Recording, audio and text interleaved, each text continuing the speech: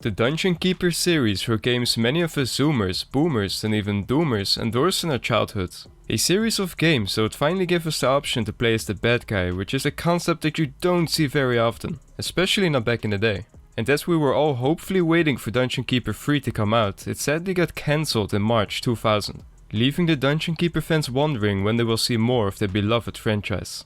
But what if it wasn't supposed to end there? I introduce to you the game that not many people knew was a thing, Dungeon Keeper Online, also known as the shameless World of Warcraft clone. The game that could have been. Dungeon Keeper Online, which was previously known as Dungeon Keeper World, was an MMORPG which went into development by the Chinese company Netdragon in 2008. And they have made the game available in China for testing in April 2012. All this was made possible by EA, who was the one that gave the Dungeon Keeper license to Netdragon in the first place. The game was aimed mostly at Asian countries like China, but was also set to release in the US. Dungeon Keeper Online was supposed to be the place for all the Dungeon Keeper fans to come together and enjoy the evil universe we all know and love, destroying the self-righteous heroes together with a World of Warcraft type gameplay. But this, unfortunately, would never see the light of day. Dungeon Keeper Online would have you play as a human or demon with 6 different respectable classes.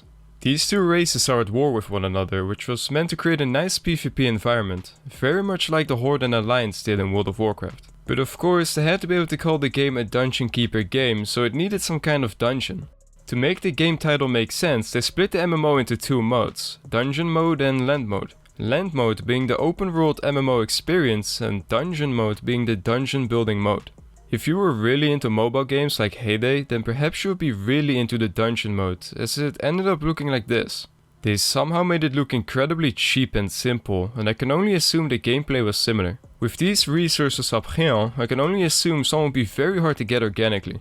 I am honestly convinced that dungeon mode would have buyable loot boxes to milk that precious cash from the players. Because, after all, the Dungeon Keeper title is owned by EA. And then with the sprinkle of a Chinese company making the actual game, it would have probably been milked dry to the last penny. You know they love their pay-to-win experience over in China, and EA absolutely loves money over gameplay. And to be honest, the dungeon graphics aren't completely terrible, but this is most likely having to do with the fact that they used assets from Dungeon Keeper 2, which was of course amazing. Now you might be wondering how the dungeon mode was supposed to affect your land mode, so let's zoom in on that. Our beloved dungeon minions get shown in the MMO and do actually serve a purpose. They were summonable in the open world to help in combat, and they played a vital role in collecting dungeon resources. This is because they help you in the painful process of collecting them. You are minding your own business, killing enemies as you do, and a resource drops. So this is where you summon your minion to collect it. Now they don't half-ass stuff around here. This counts for every dungeon resource. So you better love summoning your minions, because they need to throw all your resources into a cart to bring them home. And this is done one by one. Now that, for sure, won't get tedious. You better make yourself a coffee when you kill a lot of enemies at once, my dear friends. It honestly gives me the vibe that they are just trying to test the classical Dungeon Keeper fans their patience, pretending that this is what we want to see. And this is aimed specifically at the dungeon mode thingy. But there probably would have been an option to skip all this if you just open your wallet, you know? But it's time to hop into the Wild West, the open world experience, the true and pure MMO experience, known as Land Mode.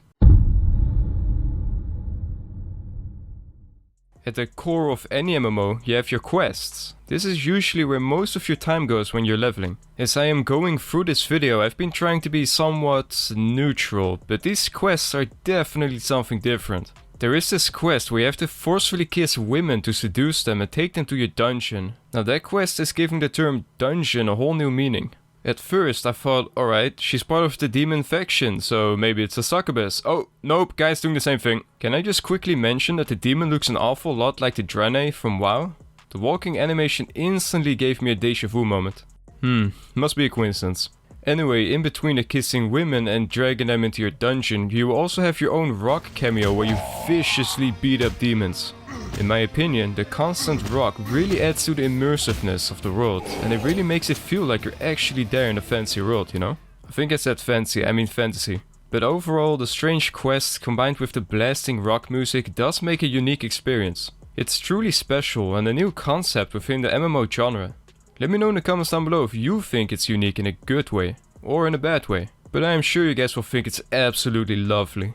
Okay, now weird quests aside, let's talk about the similarities to WoW, which is what I can imagine most of you guys wanted to see. We will also be having a go at the combat as well. Vicious combat, satisfying and skill based, this is what makes combat appealing, and that is the type of combat WoW has, at least if you ask a WoW player. Dungeon Keeper Online wanted some of that pie too, so they went to the drawing board and put on their detective hat to see what made it so mesmerizing. After a bit of brain scrambling, they decided to just copy paste it, but then they realized they couldn't.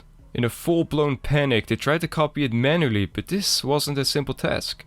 Hard work passed, the devs were breaking out in a sweat, and then they came to the realization that they had it.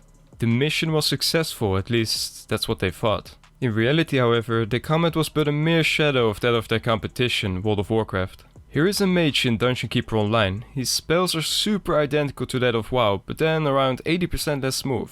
For those unconvinced, here's the Arcane Missile spell from WoW in Dungeon Keeper Online. It just doesn't really look as good. Next to the combat, you have a dungeon and party system with 6 different classes to fill in the different roles. Those classes being Restoration, Dual Blade, Destruction, Giant Shield, Element and Giant Sword. Now I don't think the classes are that special personally. You watching at home might be able to piece together what every class is compared to other MMOs as well.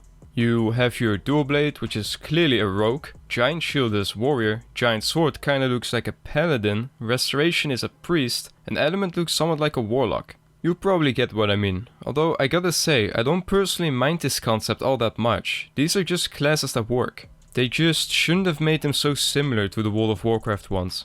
We haven't talked much about Netdragon, which was a Chinese developing team behind the game. Well, Netdragon, you see, is a company that makes kids games and mobile apps. In all fairness though, these kids games they make are actually MMOs, but I feel like a mature audience has a completely different definition of entertainment. I can already imagine how the business talks went. Hey, World of Warcraft worked very well in the West, copy-paste it and let's do it in Asia, easy cash. So you want us to copy WoW and add a bland dungeon? Consider it done. Hell yeah, sounds lit, fam. Needless to say, Dungeon Keeper Online ended up only seeing the light of day in China for testing until the 20th of December 2013 came around, when the game was officially cancelled and shut down its servers forever. I think I speak for all of us Dungeon Keeper fans that we would have loved for this game to be something good.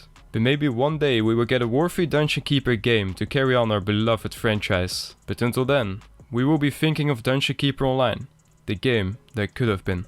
If you made it this far and remain unconvinced that it's a WoW clone, then take the in-game Hearthstone and pour to yourself back home.